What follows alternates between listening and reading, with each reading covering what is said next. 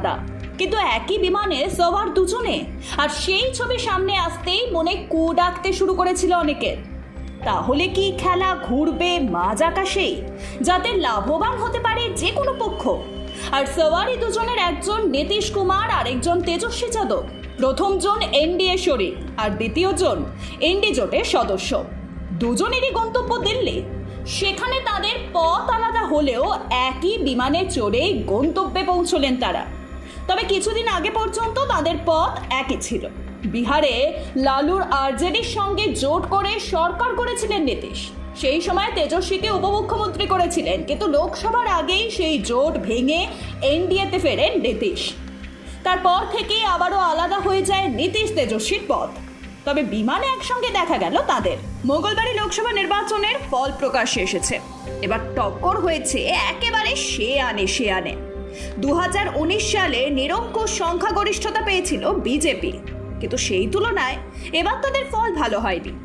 NDA মোট পেয়েছে 292টি আসন। সংখ্যাগরিষ্ঠতা পেলেও সরকার গড়া নিয়ে সংশয় তৈরি হয়েছে নীতিশ কুমার ও চন্দ্রবাবু নাইডুকে নিয়ে। কারণ তারা যদি জোট বদলান তবে সরকার গড়ে ফেলতে পারে ইন্ডিয়া জোটও। তাই কেন্দ্রে ফের এনডিএ সরকার গড়ার ক্ষেত্রে সবই নির্ভর করছে এই দুই কিং মেকারের উপর। তাদের জোটের মধ্যে ধরে রাখতে বিভিন্ন স্ট্র্যাটেজিও ঠিক করেছে বিজেপি নেতৃত্ব। এদিকে এর আগে একাধিক নির্বাচনে কিং মেকার ছিলেন চন্দ্রবাবু নাইডু।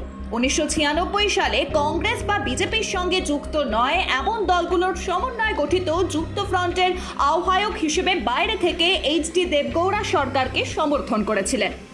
ওই সময়কালে আই.কে. গুজরালের নেতৃত্বে কেন্দ্রে সরকার গঠনের সহায়তা করেছিলেন তিনি। এরপরই 1999 সালে বিজেপির সঙ্গে জোট করে 29টি আসনে জিতেছিল টিডিপি। সেবারও বাইরে থেকে অটল বিহারী বাজপেয়ী সরকারকে সমর্থন করেছিলেন নাইডু। 2014 সালেও বিজেপির সঙ্গে জোট করেছিল টিডিপি, সরকারেও যোগ দিয়েছিল। আর এবারও একইভাবে তার সমর্থন যথেষ্ট গুরুত্বপূর্ণ বিজেপির কাছে। একইভাবে নীতিশ কুমারের সমর্থনও সমান গুরুত্বপূর্ণ গেরুয়া শিবিরের কাছে। লোকসভা নির্বাচনের ফল প্রকাশ মঙ্গলবার হলেও কে সরকার করবে তা নির্ধারণ হতে পারে আজই।